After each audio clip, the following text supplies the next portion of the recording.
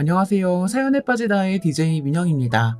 오늘도 두 개의 사연 준비되어 있는데요. 시작하기 전에 구독과 좋아요 버튼 눌러주시고요. 그럼 오늘의 사연 함께 시작해 볼게요. 안녕하세요. 저는 40대 중년 여성입니다. 얼마 전 책에서 이런 문구를 읽었는데요. 세상에 감사할 것이 참 많다라는 구절이었습니다. 처음 읽었을 땐 뭐가 감사할 게 있지 하고 제 인생을 돌아봤고, 두 번째 읽었을 땐 무릎을 탁 쳤습니다. 막상 감사할 것들을 생각하면서 수첩에 하나 두 개 끄적여 나가보니 꽤 있더라고요.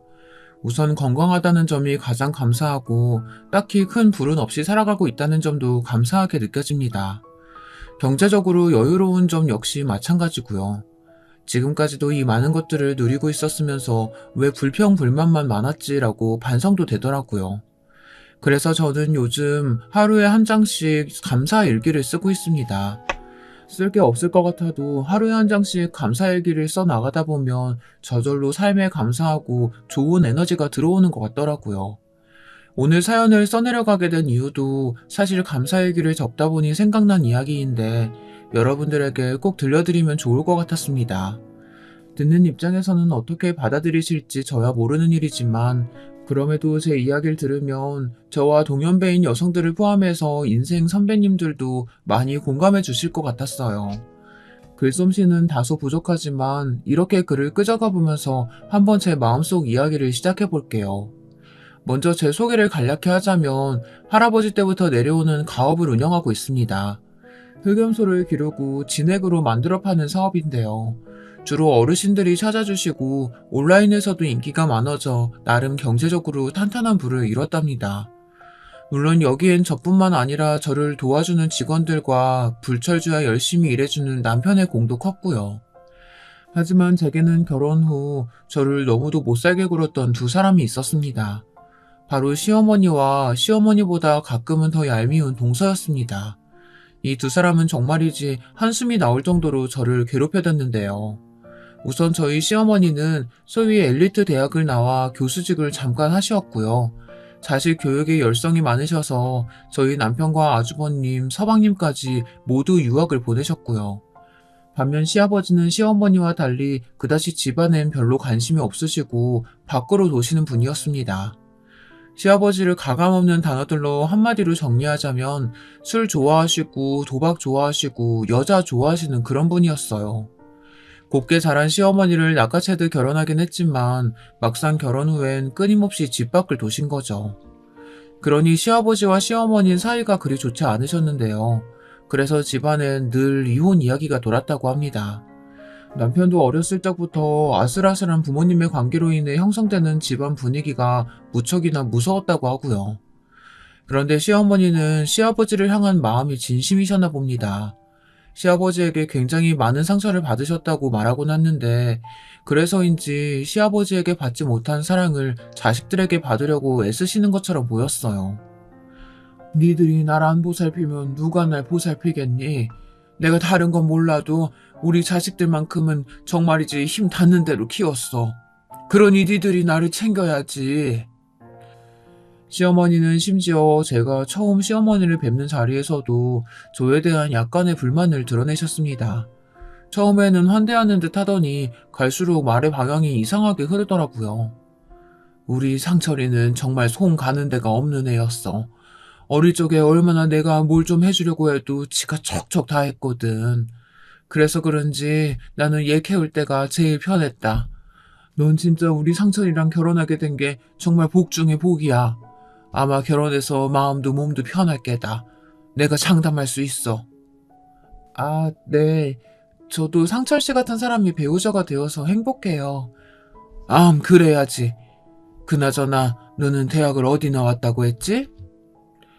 보자마자 제게 너너거리며 반말하는 것도 기분 나빴는데 대학을 물으시더군요. 저는 지방의 4년제 대학을 나왔는데요.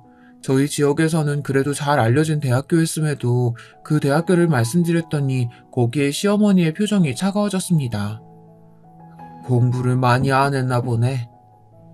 이 한마디를 시작으로 분위기는 점점 무거워졌습니다. 남편은 당시 서울의 유명 대학을 졸업하고 유명 기업의 반도체 연구원으로 재직하고 있었는데요. 아무래도 제가 남편보다 떨어진다고 생각하시는 것 같았습니다. 특히 대학은 좋은 곳을 나와야 한다는 생각이 굳건해 보이셨고요. 제게 직접적으로 뭐라 하진 않으셨지만 사람은 배운 게 많아야 뭘 하든 사람 구실을 한다는 말씀을 하시며 저를 힐끗 보시더군요. 어딘지 저를 돌려가는 느낌이었습니다. 남편은 중간에서 어쩔 줄 모르는 눈치였고요. 일단은 가볍게 차를 한잔하고 자리가 마무리되긴 했지만 남편은 내내 미안했어요. 엄마가 오늘 실수한 거지? 엄마가 교수도 하시고 그래서 그런지 편견 같은 게 있으셔. 나쁜 분은 아닌데 자기 의견이나 생각 말씀하실 때 남들 눈치 안 보고 말씀하시는 편이거든. 말이 세셔. 당신 상처받았다면 미안해. 아니야. 뭐 어머님이 나한테 뭐라고 한 건 아니니까. 근데 날 마음에 안 들어 하시는 것 같긴 하더라. 그게 느껴져서 좀 바늘방석이긴 했어. 그치? 그래, 미안해. 그래도 엄마가 한가족 되면 이제 이런 말씀을 안 하실 거야. 괜히 며느리 들어온다고 약하게 보이고 싶지 않아서 저러시는 거야. 형수님 들어오실 때도 그랬거든. 형수님도 서울에 괜찮은 대학교 나왔는데 오늘처럼 그랬어. 저는 이때만 해도 남편의 말을 믿었습니다. 아주버님과 서방님은 이미 장가를 가고 형님과 동서가 이미 집안에 들어와 있는 상황이었는데 어머님이 제게만 그러는 게 아니라 두 분에게도 똑같이 그랬다는 이야기에 안심도 했어요. 어머님이 본인 입으로 자기는 며느리들과 사이가 아주 좋다고 하셨거든요. 그런데 참 결혼하고 나서야 진실을 알게 되었네요. 시어머니는 일단 형님과 사이가 아주 안 좋은 편이었고 동서만 편애하셨습니다. 동서는 미국의 유명 대학교를 나와 대학원 박사까지 밟은 소위 시어머니와 결이 굉장히 비슷한 사람이었거든요. 신혼여행을 갔다 와 맞이한 첫 명절날 바로 알 수 있겠더라고요. 시어머니가 저와 형님은 계속 일을 시키려고 지시는 반면 동서는 옆에 끼고 계속 세계사니 뭐니 둘이서만 알아들을 수 있는 이야기를 하고 있었고요. 아직도 생각이 나는데요. 그때 정말 몸이 녹아내릴 정도의 일을 하고 난 후 집에 갈 때가 돼서야 형님이 제가 불쌍했는지 저를 불러 일러주시더군요. 동서, 내가 미리 알려주는 건데 우리 시어머니 보통 사람 아니야. 동서도 오늘 봐서 알겠지만 시어머니는 막내 동서만 끼고 이뻐하시고 나나 동서는 아마 거들떠도 안 볼 거야. 집안이라는 사람 정도로 취급하시면 다행이지. 사실 나도 이런 말 결혼식 전에도 알려주고 싶었는데 그건 또 너무 산통 깨는 일 같아서 못했어. 그래서 지금에서야 말하게 됐네. 동서도 가고 단단히 하는 게 좋을 거야. 나는 우리 시어머니 감당 못해서 사는 지역까지 바꿔가며 이사 갔으니까. 그 말을 들으니 심장이 쿵 떨어지며 한숨이 나오더군요. 형님은 결혼하고 내내 시어머니에게 시달리며 살았다고 합니다. 아주버님 직장이 시댁과 가까워서 공교롭게 시댁 근처에 살았었는데 시어머니가 뭐만 했다 하면 형님을 불러 가정부보다 못하게 취급을 하셨다고 합니다. 그래서 애를 낳고 난 후엔 좋은 공기 마시고 싶다는 핑계로 시댁과 최대한 먼 곳으로 내려가셨다고 하고요. 그 이야기를 듣는데 지금의 작태가 정말이지 이해가 되더군요. 저는 더 긴장이 되었고요. 그런데 시어머니의 이런 행동들은 도가 지나칠 때가 많았습니다. 여기에 앞서 제가 말한 동서도 크게 한몫 거들었고요. 동서는 박사학위를 따고 연구교수로 재직 중이었는데요. 틈만 나면 자신의 상태를 시댁 가족들에게 말하며 축하받기를 원했습니다. 그래서 동서를 위한 파티가 자주 열렸죠. 시어머니가 대개 주관하는 것이었고요. 시어머니는 자신과 닮은 동서를 위해 출장 요리사까지 불러가며 잔치를 준비해 주었어요. 그런데 어느 날은 그 전날 밤 제게 전화를 걸어 요리사가 못 오게 되었다며 저보고 새벽부터 일찍 시댁으로 건너오라고 하더군요. 당시 시댁과 저희 집 거리가 2시간이었습니다. 새벽 6시까지 오라고 하시면 저는 새벽 3시에 일어나 준비를 해야 했어요. 솔직히 그건 무리라고 생각했어요. 하지만 일단 처음이자 마지막 부탁이라고 생각하고 들어드리자 생각해 시댁으로 넘어갔습니다. 왔냐? 어여 와서 거들어라. 세상에, 내가 우리 막내 아기한테 이 뽀얀 국물 삼계탕 만들어주려고 잔뜩 기대하고 있었는데 출장 요리사가 갑자기 못 온다고 하지 않니? 아무튼 직업의식이 없어 다들. 에휴, 그래도 네가 있으니 다행이다. 오는데 뭐 어려움은 없었지? 시간이 좀 걸리긴 했네요, 어머님. 제가 강원도에서 오는 거다 보니까. 예, 그까짓 걸로 무슨 시간이 걸렸다고 생색을 내냐? 차 타고 왔을 거 아니야? 버스 타고 온 것도 아니고. 사실 자차로 운전해 오는 것도 피곤한 일이잖아요. 그런데도 시어머니는 저리 말씀하시더군요. 할 말이 없어졌습니다. 그리고 여기에 엎친 데 덮친 격 일이 벌어졌죠. 남편은 시어머니의 말을 듣고 저만 보내기 미안하다며 함께 시댁에 왔는데요. 주차하느라고 조금 늦게 올라온 남편이 문을 열고 들어오자 시어머니가 놀란 얼굴로 역성을 내는 겁니다. 아니 너는 왜 쟤까지 끌고 왔니? 요리하는데 남자가 뭐 필요하다고 쟤까지 꾸역꾸역 데리고 왔어. 엄마 제가 오고 싶어서 온 거예요. 주말이니까 딱히 할 일도 없고요. 저 그냥 옆에서 아무거나 할게요. 됐다. 남자가 무슨 부엌에 들어온다고? 너는 어쩜 이렇게 눈치가 없냐. 아무리 제가 따라온다고 했어도 말리고 집에 있으라고 했었어야지. 가뜩이나 출근하느라 힘든 애를 데리고 여기까지? 생각이 있는 거야 없는 거야? 어머님 저도 일하는데요. 너야 그냥 회사 다니니까 상관없다고 치지만 쟤는 다르잖니. 그냥 몸만 왔다 갔다 하는 회사 다니는 너랑 대기업 다니는 쟤랑 같냐? 순간 눈물이 고일 정도로 너무 섭섭하더라고요. 저도 모르게 격앙된 목소리로 저 역시 열심히 일하는 사람이라고 반박해버렸습니다. 어머님, 남편처럼 큰 회사가 아니더라도 저도 똑같이 출퇴근하고 열심히 일하고 있어요. 자꾸 남편만 귀하게 생각하시면서 저한테 뭐라고 하시면 섭섭하네요. 물론 아이 낳고 나서도 계속 일할지는 모르겠지만 당시 저는 솔직한 심정을 말했다고 생각했습니다. 말해야 한다고 생각했고요. 그런데 시어머니의 반응은 전보다 더 싸늘했습니다. 너 지금 나한테 말대꾸하는 거냐? 어디서 배워먹은 버릇이야? 나는 사람 머리에 드는 게 제일 중요하다고 생각하는 사람이야. 근데 그딴 예의와 버르장머리로 말대꾸하는 며느리라면 뻔하다. 우리 집안엔 절대 못 어울리는 사람이네. 아니, 애초에 어울릴 수 없는 인간이지. 나가라! 너랑 더 얘기해서 혈압 올리고 싶지 않다. 시어머니는 화가 잔뜩 나셨는지 그 길로 꼴도 보기 싫다며 나가라고 하시더군요. 그 순간엔 저도 말로 상황을 풀어야겠다는 생각보다는 마음이 상한 나머지 저를 잡으려는 남편의 말을 무시한 채 나가버렸고요. 차에 타고 다시 집으로 돌아가는 내내 아무리 생각해봐도 제가 잘못한 걸 알 수 없었습니다. 오히려 지금까지 명절을 세면서 시어머니가 하녀처럼 저와 형님을 부리고 막내 동서만 떠받들었던 일이 다시금 생각나 더 화가 났어요. 시어머니는 집안에 좋은 물건이 들어왔다 해도 무조건 막내 동서만 챙겨주었고 심지어 김장하느라 수고했다는 명목으로 돈을 주실 때도 막내 동서에게만 2배의 돈을 챙겨주었답니다. 일일이 말하는 게 치졸하게 느껴져 그냥 그 돈을 받고도 아무 말 하지 않았을 뿐인데 어느새 제가 말하지 않은 것이 상황에 대한 묵인이 되어버렸더군요. 게다가 일이 터지고 난 후 동서에게 전화가 왔는데요.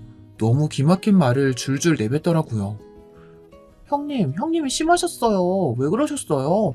어머님이 아까 저한테 오셔서 얼마나 하소연하셨는지 몰라요. 눈물까지 흘리시더라고요.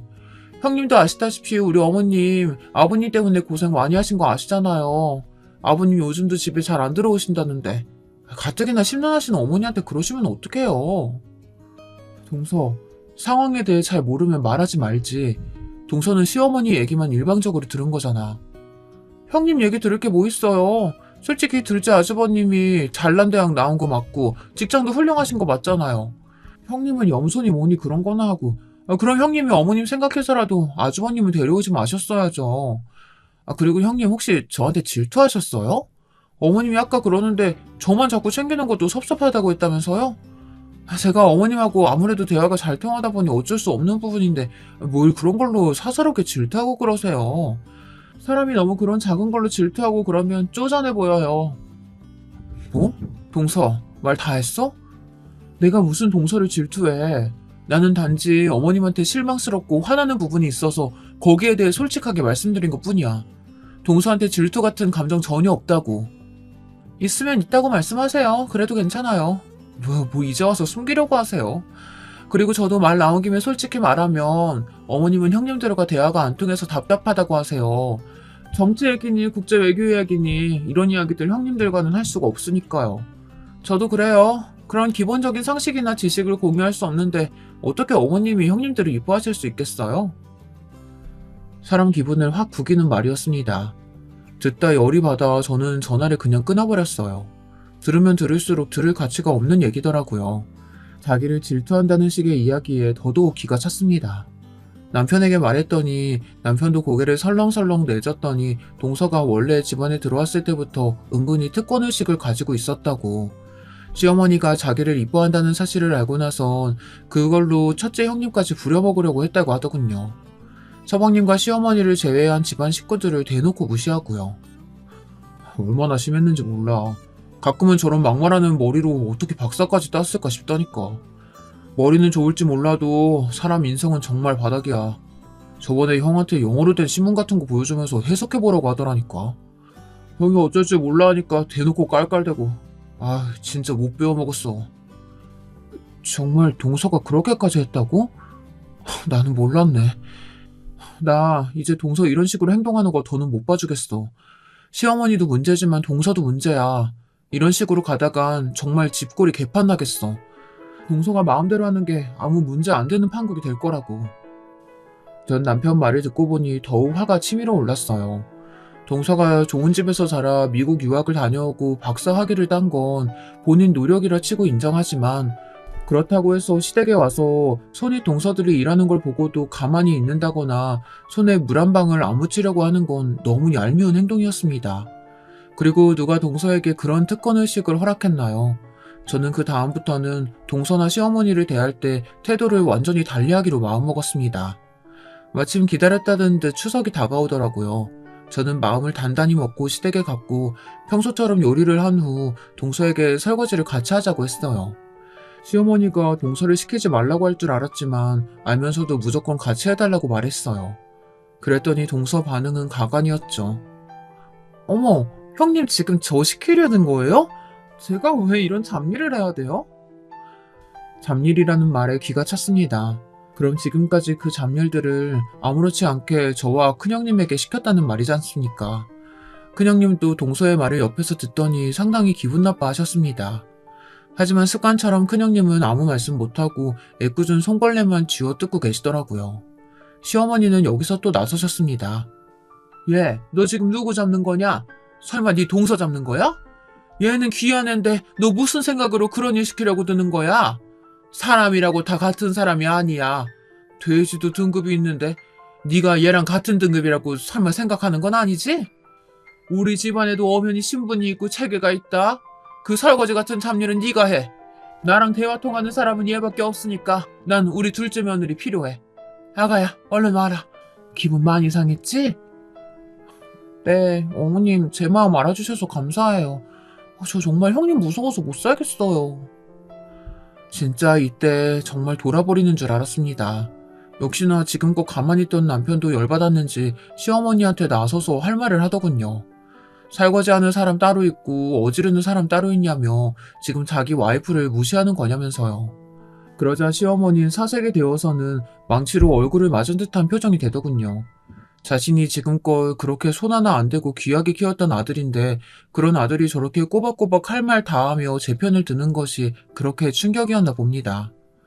아니, 너 엄마한테 어떻게 그렇게 말할 수가 있냐? 아니, 너 장가 갔다고 이제 완전히 저 집 사람 된 거야? 쟤한테 무슨 정신세뇌라도 당한 거냐고? 그게 아니면 착하고 순하던 얘가 어쩜 이럴 수가 있어? 남편 복도 없는 내가 자식 복까지 없을 줄이야. 시어머니의 눈물바람은 그날 밤새도록 이어졌습니다. 남편은 옆에서 쩔쩔매고 있었고요. 그 광경을 가만히 바라보고 있는데 너무 우습더라고요. 한편으로 시어머니에게 어쩌지 못하는 남편이 답답하기도 했고요. 게다가 동서는 계속해서 제 말이 너무 심하다며 시어머니한테 대든다는 식으로 거드는데 너무 꼴보기 싫더라고요. 저는 어떻게든 남편을 집으로 데려가야겠다는 생각에 일단은 남편의 팔을 붙잡고 일어섰습니다. 그런데 그걸 시어머니가 또 가로막으며 저를 세상에 더 없는 불려시로 몰아가더군요. 너 때문이다, 이년아. 내 아들 변한 건 다 네 때문이야. 겨우 지방 4년제 대학 졸업에 이상한 사업이나 하는 친정 등에 없고 시집온 주제에 머리가 비었으면 눈치라도 있던지 아님 시어머니 모시는 정성이라도 있어야지. 어디 부모와 자식 사이를 갈라놓는 여우짓이나 하고 자빠져 있어. 어머님, 도대체 무슨 말씀하시는 거예요? 지금 어머님이 무슨 말씀하시는지 어머님 스스로 이해는 가세요? 저는 도무지 이해가 안 되는데요. 여보, 참아. 엄마 그만해요. 우리도 늦었으니까 그만 가볼게요. 다음에 얘기해요. 네? 아이고, 아이고, 내가 죽어야지. 괜히 명만 길어서 이런 꼴을 본다, 내가. 아이고, 내가 죽어야지. 죽어야 돼. 곡소리 내는 시어머니를 더 두고 보다간 제가 더 제 명예 못 살 것 같더라고요. 저는 그 길로 빠르게 남편과 함께 빠져나왔습니다. 그 뒤 시어머니는 자긴 기분 풀릴 때까진 시댁에 드나들지 말라는 나름의 엄포를 하셨고, 저는 잘 됐다 싶어 명절이 몇 번 지나가는 동안 시댁에 가지 않았습니다. 마음속으로 큰형님이 걸리긴 했는데요. 큰형님한테 전화해 죄송하다고 말하니 외려 저한테 반가운 소식을 전해오시더라고요. 아무래도 시댁 스트레스가 너무 심해 아주버님과 이혼을 생각하고 있다고요. 아주버님은 좋으신 분이지만 시어머니를 막아주지 못한다는 면에서 형님은 단단히 마음이 돌아서신 것 같았습니다. 나는 할 만큼 다 했다고 생각해. 동서도 알겠지만 우리 시댁 정말 만만치 않잖아. 동서 빨리 빠져나왔으면 좋겠어. 더 늦기 전에. 형님이 다부진 목소리로 이 말씀을 하시는데 듣는 동안 약간 기분이 묘했습니다. 시댁에서 더 이상 구박을 받지 않은 형님을 생각하면 응원해주고 싶고 다행이라는 마음도 드는 한편 한 가정이 해체되는 일이니 좀 그렇더라고요. 또 형님과 아주버님이 이혼 절차를 마치고 나면 이 집의 며느리는 저와 동서 이 두 사람만 남게 되는 건데 그 부분에 두려움도 있었고요. 그런데 시어머니는 자신 때문에 형님이 이혼을 결심했다는 걸 아시는지 모르시는지 여전했습니다. 저한테 가끔 문자로 아직도 반성을 안 했냐 하는 식의 문자를 보내는 걸 보면요. 그리고 그럴수록 남편은 남편대로 자기 엄마에게 실망했다며 걸려오는 전화도 받지 않았어요. 그러던 어느 날 시어머니가 먼저 한복 선언을 해오셨습니다. 그래, 내가 미안해. 그날은 둘째 며느라가 너한테 말이 심했던 것 같기도 하고 친구들한테 물어보니까 내가 잘못했다 하더라고. 내가 윗사람인데 체면이 말이 아니었던 것 같다. 시어머니는 자신의 대학 동기들과 함께 모임을 종종 가지셨는데요. 그걸 스스로 엘리트 모임이라고 부르시곤 했습니다. 근데 거기서 조언을 듣고 마음이 바뀌셨나 봐요. 민망한지 헛기침을 하며 제게 저런 말을 해오시더군요. 저 역시 가만히 듣고 있다. 그럼 다신 저와 동서를 비교하지 말아달라는 말을 전달했습니다. 어머님, 그럼 약속 하나 해주세요. 저와 동서 엄연히 다른 사람이고 다른 주체예요. 그러니 서로 감정 상할 말들 같은 건 먼저 안 꺼내주셨으면 좋겠어요. 평등하게 봐달라고요. 동서가 고학력자의 박사라고 해서 어머님이 싸고 도는 거 저는 섭섭하고 기분 나빠요. 여기에 이어 동서가 집안일을 해야 한다는 말도 덧붙였는데요. 시어머니는 알겠다며 전부 수긍하셨습니다. 아마도 그 모임에서 몇 마디 들은 것이 어느 정도 시어머니란 사람을 많이 바꿔놓은 듯 했어요. 그땐 그렇게 믿었었죠. 그리고 나서 정말 기다렸다는 듯이 일이 벌어졌습니다. 저는 이 사건으로 동서와 시어머니가 또 다른 방면으로 사람이 아주 우습고 역겹다는 것을 알게 되었네요. 제가 첫째를 임신하고 출산했을 때 산후조리원에 갔다 오긴 했지만 집에 돌아와서 아기를 잘 못 볼 정도로 몸이 계속 아팠습니다. 그래서 그 소식을 들은 저희 친정엄마가 오셔서 산후조리를 도와주셨는데요. 사건이 일어났던 그날도 여지없이 엄마가 저를 돌봐주고 계신 날이었습니다. 엄마는 자신 역시 출산하고 많은 어려움을 겪었다며 저를 많이 걱정하고 계셨습니다.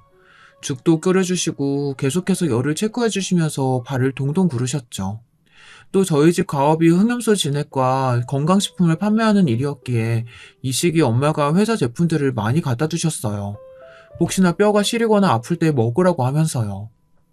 그런데 이날 연락도 없이 시어머니와 동서가 아기를 보러 온 겁니다. 저 역시 놀랐고 친정엄마도 놀라서 시어머니를 마주했습니다. 아이고 사돈 연락이라도 주셨으면 제가 뭐라도 준비할 걸 그렇네요. 저는 딸아이 좀 돌봐주고 있었어요. 그나저나 와주셔서 감사해요. 우리 애가 역시 시어머니 복이 많네요. 친정엄마는 이날 시어머니 손에 들린 영양제를 보고 그리 말씀하신 거였어요. 제가 그때까지는 엄마에게 구구절절 시어머니와 어떤 일이 있었는지 말하지 않았기에 엄마는 시어머니의 진면목을 모르고 있었죠. 아, 네. 우리 며느리 볼 겸 손주 볼 겸 왔어요. 우리 손주 어디 있어요? 그런데 시어머니는 친정엄마를 본체 만체하며 집에 들어오시더니 굳이 잠든 아기를 깨워 구태워 보시려고 하더군요. 겨우 잠든 애를 깨워 올리고 그리고는 애기가 우리 아들을 닮아 이쁘다며 남편을 닮았다는 것만 계속 강조했습니다. 사실 갓 태어난 애기가 누굴 뭐 얼마나 닮았겠어요. 그리고 우리 애는 실제로 커가면서 저를 닮았다는 말을 많이 들었거든요. 그런데도 시어머니는 마치 강박적으로 애는 무조건 남편을 닮아야 한다는 생각으로 굳이 그 말씀을 하시더라고요. 그러고서는 정말 기분 나쁜 행동을 하셨는데요. 자기가 여기까지 오느라 무릎이 많이 쑤셨으니 엄마가 저에게 주시려고 들고 온 흑염소 진액을 챙겨가야겠다는 겁니다. 그것도 한두 개가 아니고 전부요.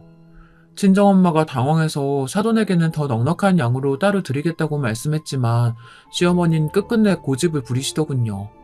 흑염소 진액 못 먹어 환장한 사람처럼요. 제가 지금 무릎도 쑤시고 여기저기 난리가 아니에요. 우리 며느리가 출산했다고 하니 이렇게 오긴 했지만 지금도 굉장히 아파요. 비 오는 날만 되면 말도 못한다고요.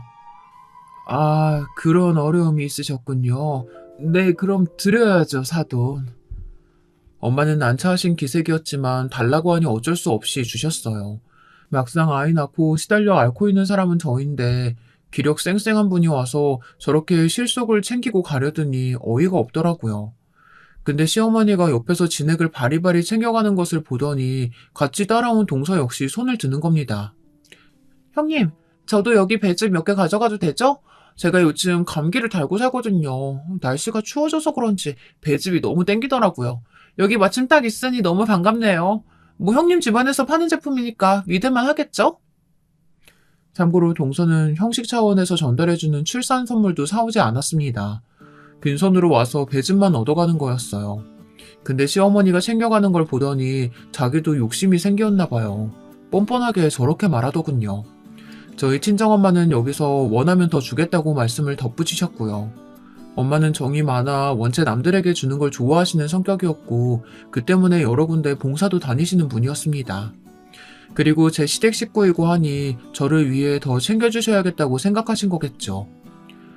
그래요, 아무렴. 가지고 가요. 우리 딸의 건 내가 뭐 내일 가지고 오면 되니까 더 필요하면 말해요. 줄게요. 정말요?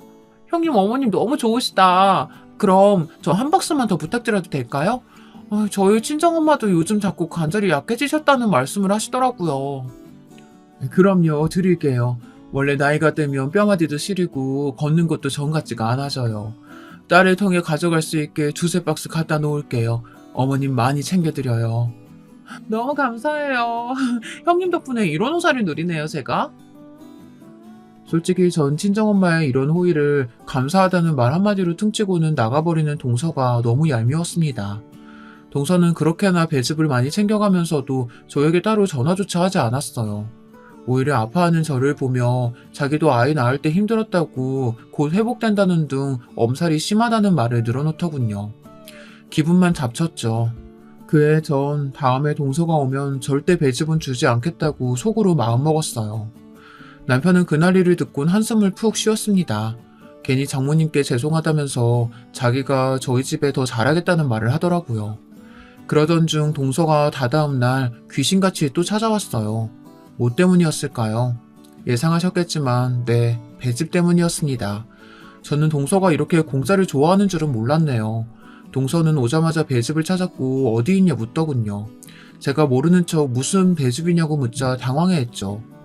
아니, 형님 어머님이 제 거 챙겨주시다고 했잖아요. 저 지금 2시간 차 타고 왔어요. 장난하지 마시고 얼른 주세요, 배즙.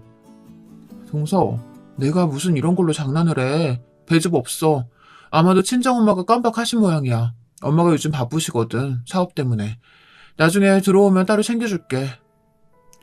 그러자 동서는 저를 무섭게 노려보더군요. 마치 제가 일부러 숨기기라도 한 것처럼요. 그러더니 문을 거칠게 닫고 나가버렸습니다. 그 뒷모습을 보는데 고소하더라고요. 이 일을 계기로 시어머니에게 또 한 차례 전화가 걸려왔지만 무시해버렸습니다. 마침 제 소중한 아이도 태어났겠다. 아이에게 집중하며 제 삶을 다시 다잡고 싶었거든요.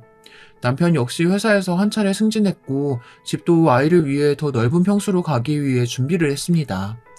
새 집으로 옮기고 난 후 아이는 다행히 건강하게만 자라달라는 바람처럼 잘 자라서 저희 집에도 하루하루 웃음을 주고 있었고요. 아이 보기가 힘들긴 했지만 그만큼 행복했기에 엄마가 되는 기분을 몸소 체감할 수 있었습니다. 그런데 그렇게 열심히 살던 즈음 친정엄마에 관한 안 좋은 소식이 들려오고 말았습니다. 사실 예상을 하고 있어야 할 일이었지만 육아에 바쁘다는 핑계로 엄마를 못 챙겨드린 것이 화근이었네요. 엄마가 최근에 받은 건강검진에서 암이 발견되었다는 소식이었습니다. 친정엄마는 젊었을 적 아버지와 함께 가업을 열심히 운영하시고 누구보다 밤잠 못 주무시고 힘을 쓰시었는데 혹시나 그 스트레스가 암으로 오신 건 아닐까 하는 생각이 들었습니다. 딸인 제가 그 모습을 고스란히 지켜보고 있었기에 더 마음 아팠어요. 저희 집은 딸만 둘인데 언니도 이 소식을 듣더니 눈물바람으로 저에게 와선 엄마가 너무 고생해서 그런 것 같다며 한참을 울더군요. 언니도 죄책감을 많이 느끼는 것 같았습니다. 저는 일단 되는 대로 좋은 병원에 엄마를 입원시키고 수술을 받게 해드렸어요. 엄마의 암은 진행이 상당히 된 상태라 그 누구도 생존율을 장담할 수 없었고 그래서 불안했죠. 언니, 우리 엄마 괜찮겠지? 나 어제 너무 걱정돼서 한숨도 못 자고 밤새 엉엉 울었어. 정말 괜찮겠지? 그럼 당연하지, 이 기집애야. 우리 미리 사서 걱정하지 말고 옆에서 기운나는 말들만 해드리자. 엄마 강하신 분이잖아. 알겠어. 언니의 말대로 저희 친정엄마는 정말 강한 분이셨습니다. 사업이 한창 잘 되다가 살짝 미끄러져 갈 위기에 처했을 때도 저희 엄마만이 덤덤하게 상황을 헤아리고 해결해 나가셨죠. 엄마가 없었다면 저희 집 가업도 함께 위기였을 것이고 종래는 무너졌을지도 모릅니다. 그런 엄마이니 저는 부디 얼른 쾌유하길, 엄마가 다시 건강한 모습으로 돌아오길 바라며 옆에서 지극정성 간호를 했어요.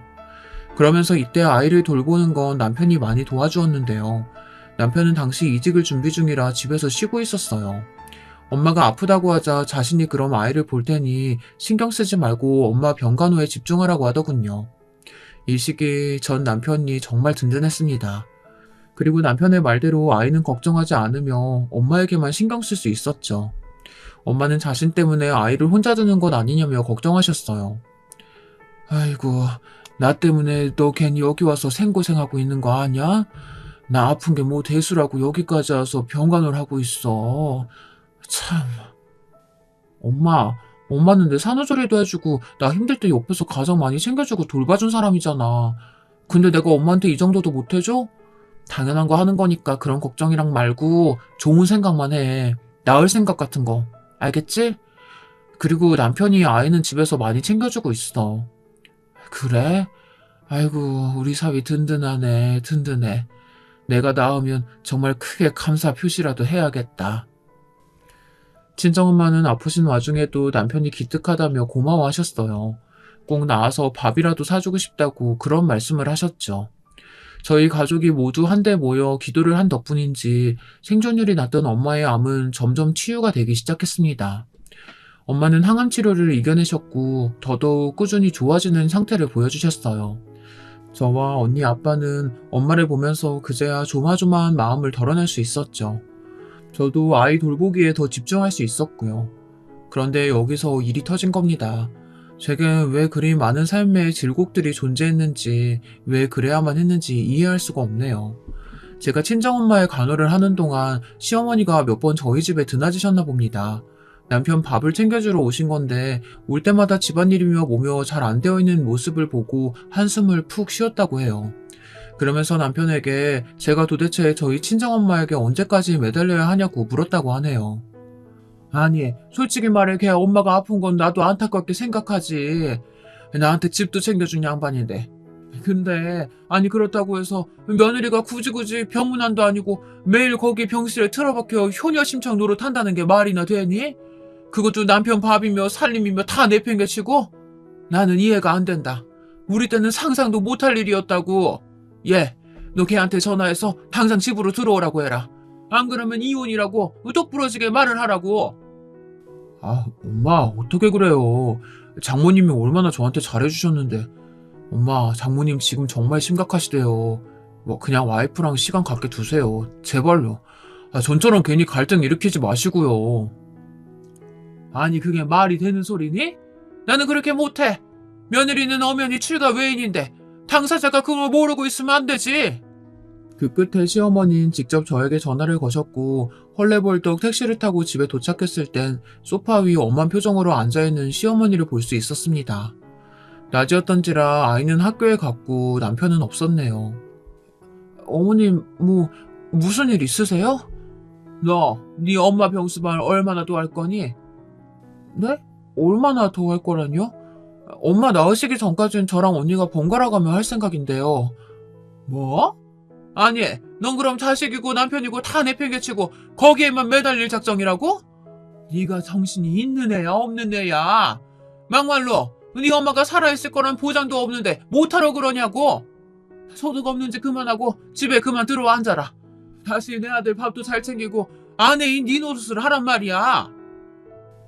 시어머니의 막말은 충분히 지금까지 들었다고 생각했지만 이건 정말 도가 지나쳤습니다. 저는 더 이상 참을 수 없었고 여기서 소리를 지르고 말았습니다. 얼마나 화가 났는지 말 한마디 한마디 뱉으면서 목소리가 저절로 떨리더라고요. 뭐라고 했어요? 다시 말해보세요. 우리 엄마가 뭐 어떻게 될 거라고요? 말이면 단줄 아세요? 뱉으면 말인 줄 아시냐고요. 박사시고 교수시면 뭐하나요? 이렇게 무식한 소리만 하시는데 그것도 손윗 사람이. 뭐? 이게 지금 어디서? 시어머니는 분에 못 이기는 표정으로 절 보다 손을 들었죠. 그 손으로 제 뺨을 철썩 쳤고요. 저도 여기서 가만히 있고 싶지 않아 뺨을 맞자마자 바로 경찰에 신고하겠다고 나섰고 집안은 거의 완전히 개판이 되었습니다. 제가 경찰에 신고하겠다고 전화기를 들자 시어머니는 저를 가로막았고 그 사이에서 한바탕 몸싸움이 일어났습니다. 시어머니는 제 머리채를 잡았고 머리칼이 우두둑 뜯기는 기분이 들었습니다. 그리고 때마침 남편이 들어왔어요. 잠깐 슈퍼에 갔던 남편은 들어오자마자 너무 놀라 저와 시어머니를 뜯어말리기 시작했죠. 무슨 일이야? 아니 엄마, 이 사람 머리채를 왜 잡고 있는 거예요? 좀 놔요. 참 엄마. 내 오늘 이녀 버릇을 아주 당장 고쳐놓을 거야. 남편이 버럭 성을 내자 시어머니는 잠깐 주춤하는 것 같더니 그러면서도 절대로 제 머리채는 놓지 않더군요. 그러자 남편이 힘으로 어찌어찌 시어머니를 떼어놓자 씩씩거리며 자신도 저를 경찰에 신고하겠다고 으름장을 놓더군요. 대체 어떤 제목으로 저를 신고할 수 있었을까요? 저는 기가 차 그럼 그렇게 해보라고 대차게 말하고는 남편에게 당장 시어머니를 끌고 나가라고 말했습니다. 한바탕 소란이 일어나고 난 후 저는 집안에 가만히 앉아 이 사태를 되짚어보고 있었는데요. 제가 정말 계속해서 이 사람과 살아야 할지 모르겠더라고요. 결혼이 집안과 집안의 결합이라는 말이 피부로 와닿았고요. 시어머니의 말과 행동 중 그 어느 것도 이해되는 게 없었습니다. 너무 화가 나고 속상해서 그런지 눈물이 줄줄 흐르더군요. 때마침 언니에게서 전화가 걸려왔고 저는 언니에게 엉엉 울며 지금 있었던 일을 다 털어놓게 되었어요. 언니, 나 정말 우리 시어머니 때문에 못 살겠어. 그냥 이혼하고 다 때려치고 싶어. 지금 우리 애 학교 갈 시간이어서 다행이지. 애가 봤으면 무슨 생각을 했겠어. 정말 내가 해서는 안 될 결혼을 한 것 같아. 어머, 니네 시어머니 그럴 줄 알았다니까? 세상에, 아니 그런 시어머니가 어딨니? 내가 다 기가 찬다. 너 일단 우리 집으로 와. 짐 싸서 애기만 데리고 이쪽으로, 응? 친정언니는 제가 우는 게 속상했던지 짐을 싸 자기 집으로 오라고 했고 저는 당분간 아이와 함께 지내게 되었는데요. 언니네서 며칠 지내며 이혼을 할지 안 할지 진지하게 생각해보기로도 했고요. 근데 제가 이혼할 기세로 언니네에 있자 남편 쪽이 안달이 나기 시작했더라고요. 남편은 정말 이대로 이혼할 건 아니지 않냐며 매일 언니네 집으로 와 저를 설득했습니다. 미안하다고 사죄하기도 했고요. 당시 엄마도 언니네에 있었는데 엄마도 속상했는지 남편에게 호된 꾸지람을 하시더라고요. 나는 자네한테 단 한마디도 싫은 소리 한 게 없네. 그렇게 하는 게 내 딸을 위한 거라고 생각했으니까. 근데 어쩜 이런 일을 새끼게 할 수가 있나? 나는 내 딸이 시어머니한테 뺨을 맞을 거라고 꿈에도 생각해 본 적이 없어. 정말 너무 속상하네. 죄송합니다, 장모님. 남편이야 계속해서 죄송하다는 말을 주워거렸죠. 그러다 제가 집으로 돌아간 계기는 아이 때문이었습니다. 아이가 계속 남편과 있는 그 집으로 돌아가고 싶다고 보챈 것이었어요. 아이를 생각하면 아직은 결혼 상태를 유지해야 아이한테 더 좋을 거라고 생각이 들었습니다. 남편이 아이 보육을 잘해주기도 했고 그래서 아이가 남편을 잘 따르고 좋아했거든요. 엄마, 나 아빠랑 같이 있고 싶은데. 라는 말을 하루에도 12번씩 하니 머리가 깨질 듯 아프다가도 마음이 다시 결혼을 유지하는 쪽으로 기울어져 버렸어요. 대신 남편에게 약속을 받아내야 했죠. 당신 그럼 나랑 약속 하나 하자. 당신도 나도 우리 섬으로 내려가. 어머님 함부로 우리 집 못 내려오시게 먼 곳으로 가자. 당신 예전부터 제주도에 살고 싶어 했잖아. 나도 그렇고. 우리 거기서 자리 잡고 살아보자. 제주도? 제주도면 너무 멀지 않아? 우리 먹고 살기에도. 나도 내가 왜 이러는지 모르겠지만 그냥 지금은 어디로든 떠나고 싶어. 여기 사는 게 너무 징글징글해. 그때 저는 조금 갑작스럽지만 제주도 여행을 고려했습니다. 그저 어디로든 훌쩍 떠나고 싶었고 아무도 저와 우리 가족을 모르는 곳으로 가고 싶더군요. 옛 기억들을 지우고 새로운 인생을 출발하고 싶다는 마음도 있었던 것 같습니다. 남편은 현실적인 부분들을 걱정하긴 했지만 저와 이혼하지 않기 위해 알겠다고 말하며 제 제안을 받아들였습니다. 그렇게 저희 가족은 제주도로 향했고 제 나이가 43, 우리 딸이 10대의 중반을 보고 있을 무렵까지 그곳에서의 모든 계절을 보내게 되었습니다. 참고로 그 이후 명절은 거의 지내지 않았고 시어머니도 제가 오는 걸 바라지 않았기 때문에 전화상으로만 형식상 안부를 주고받았습니다. 그건 역시 시어머니가 제 뺨을 때린 사건이 있고 오랜 시간이 지난 후였죠. 시어머니도 제가 이혼을 진지하게 고려했다는 것을 알고는 그 뒤론 큰 난리를 떨거나 하지는 않았습니다. 그게 다행이라면 다행이었죠. 물론 중간중간 동설한 사람이 전화가 와서 제 복장을 뒤집어 놓는 방식으로 야단을 부리긴 했습니다. 그러다 결정적인 사건이 생기고 말았는데요. 이 사연을 쓰게 된 사건인데 지금 생각해도 끔찍하다 못해 진절머리가 나는 일입니다. 저희 엄마의 칠순을 맞아 칠순잔치로 무엇을 해드릴까 생각하다가 남편의 아이디어로 해외여행을 보내드리게 되었습니다. 장모님 지금까지 어디 가보지 못하셨다고 했잖아. 아주 젊었을 적에 미국 가본 거 빼곤 여기만 있었잖아. 더 나이 들기 전에 우리 장모님 해외여행 가보는 거 어때? 요즘 패키지 상품도 잘 나와서 가까운 동남아나 괌도 좋고. 그럴까? 그것도 좋은 생각이네. 그러고 보니까 우리 엄마 얼마 전부터 태국 가고 싶다 하셨어. 제주도에서 알게 된 친구 한 명이 관광 상품 관련 일을 하고 있던지라 마침 딱 좋았어요. 엄마가 무엇보다 무척 좋아하실 것 같았습니다. 그래서 우리 엄마, 아빠, 언니까지 3명분의 해외여행 패키지를 결제하게 되었죠. 그런데 엄마가 해외로 떠난 후 얼마 안 되어 시어머니가 오랜만에 전화가 와서는 갑자기 제주도로 오시겠다고 하는 겁니다. 당황스럽긴 했지만 일단 저는 알겠다고 하고 시어머니가 오시기로 한 날 딸아이를 학교에 보내고 나서 제가 관리하는 사업에 관한 업무를 처리하고 있었죠. 당시 저는 제주도에 내려와 가업을 이어가고 있었는데요. 그 중에서도 온라인으로 판매하는 부분을 도맡아 하고 있었어요. 저희 사업은 온라인 쪽으로 아주 잘 풀리고 있었고 그랬기에 남편도 저희 집 사업을 같이 하게 되었습니다. 시어머니에게 말하면 괜히 난리가 날까 싶어 따로 말하지 않았지만 어찌됐든 제주도에 와서 남편은 저희 집 가업에 기대어 살고 있었던 거죠. 그런데 이것이 화근이 될 줄은 몰랐네요. 알았다면 진즉에 말했을 텐데. 시어머니는 도착하자마자 먼 곳에서부터 비행기 타고 오느라 힘들었다며 오자마자 저에게 온갖 짜증을 내기 시작했습니다. 저는 오랜만에 보는 시어머니이기도 하고 어색하여 일부러 바쁘게 몸을 움직여 차도 내놓고 간식도 만들었고요. 근데 시어머니가 제가 만든 쿠키를 가만히 보더니 갑자기 그걸 바닥에 내팽개치더군요. 순간 제가 잘못 봤나 싶었어요. 너 아주 호사를 누리고 산다? 나 피해 여기 와서 내 아들 잡고 사니까 좋든? 그게 무슨 말씀이세요? 바로 본론으로 들어가자. 너, 네 엄마 칠순기념으로 해외여행 보냈다며? 내 아들 돈으로 그딴 호사를 누리려고 해? 모녀가 세트로 진상이네.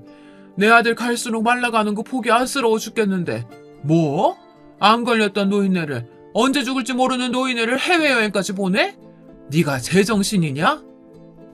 어머님 말씀 가려서 하세요. 언제 남편 돈으로 저희 엄마 해외여행을 보냈다고 해요. 제 돈으로 한 거예요. 말이 되는 소리래라 말이 되는 소리. 네 돈이 어딨어?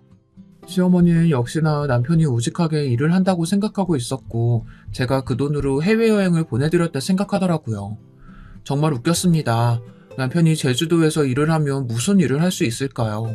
제가 지나가는 말로 시어머니에게 저희 집 가업의 규모가 크다는 말을 몇 번 한 적도 있었는데 그걸 어떻게 저리 새까맣게 기억도 못하고 추측조차 못할 수 있던 걸까요? 저는 기가 차 소리나게 웃었습니다. 더 이상 상대하고 싶지 않더군요. 갑자기 시어머니와 전에 있었던 일도 생각나고 더 실랭이 하다간 제 정신건강에 문제가 생길 것 같았습니다. 그래서 남편을 부르던 차에 남편이 들어왔어요. 기가 막힌 타이밍이었어요.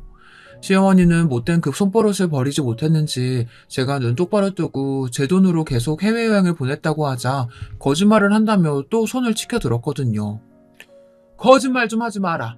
네 친정 집구석에 돈 나올 구멍이 어디 있다고? 무슨 돈이 있다고 헛살 떨어? 너 그런 거짓말하면 지옥 가 이년아.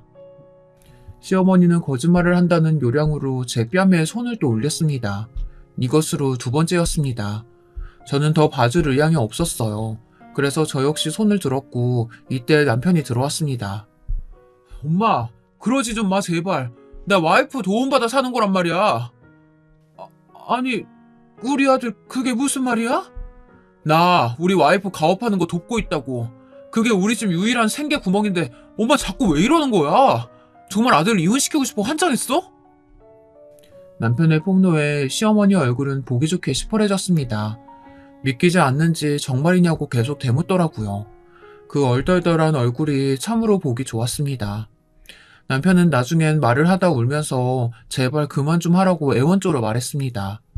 엄마가 자기 결혼 생활을 망치고 있다고 그런 식으로 모자 관계를 이어가야 한다면 자기는 엄마와 연을 끊고 편하게 살고 싶다는 말까지 하더라고요.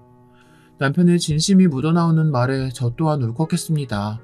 남편 역시 그간 자기 엄마 때문에 꽤나 스트레스가 심했던 모양이었습니다. 남편이 그런 말까지 내뱉고 나니 순식간에 분위기는 차분해졌어요. 시어머니는 잠깐 골똘히 뭔가를 생각하는 표정이더니 다리가 휘청인다며 잠깐 소파에 앉았어요. 그러고선 처량하게 저를 올려다보는데 하고 싶은 말이 엿보였습니다. 애미야, 내가 많이 너를 못살게 굴었지? 그래, 내가 잘못이다. 나 때문에 나는 네 가업이 그렇게 큰지도 몰랐고 그것도 모르고 내가 말실수를 했다. 아주 큰 실수를 해서 미안하다. 시어머니는 그 한마디를 남기곤 똑같이 처량하게 일어나 비틀거리며 집 밖으로 나갔습니다. 솔직히 마음 같아서는 뒤돌아가는 시어머니 뒷모습에 침이라도 뱉어주고 싶었지만 그러진 않았습니다. 다만 시어머니가 걸어오는 전화엔 다소 확실한 태도로 차단해버렸어요. 네 어머님, 제 뺨 때린 건 절대 용서할 수 없고요. 그러니 사과든 뭐든 하지 마세요. 받아줄 마음 없으니까요. 아드님이요? 아드님과는 계속 살지 어떻게 할지 생각 중이네요. 시어머니는 제 반응에 무척 안절부절하며 미안하다는 말만 계속 되풀이하고 있었습니다. 요즘 저와 시어머니 관계는 그러하네요. 아마 제가 시어머니를 평생 용서할 일은 없을 겁니다. 미워하는 마음은 독이 든 성배와 같다고 하는데 글쎄요, 사람에 따라 다르지 않을까요? 남편은 시어머니와 평생 안 보고 살겠다 했고 저는 그 말을 떠나 남편과 앞으로 어떻게 할지 이혼을 할지 말지 생각 중입니다. 여러분은 어떻게 생각하시나요? 안녕하세요. 벌써 내년이면 제 나이도 74시 되네요.